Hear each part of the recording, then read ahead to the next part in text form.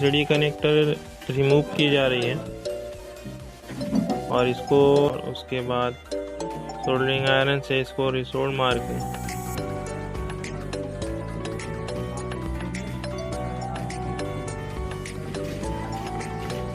इस तरह से रिसोल्ड करना है।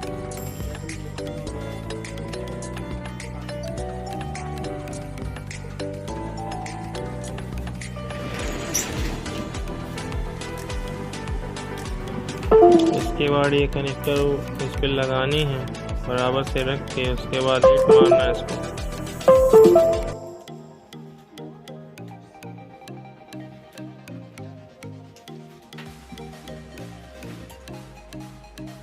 ये प्रॉपर हीटिंग से अब ये पूरी बैठ जाएगी और इसके बाद जो है इसको सोल्डरिंग आयरन से भी रिसोल्ड मारना पड़ेगा।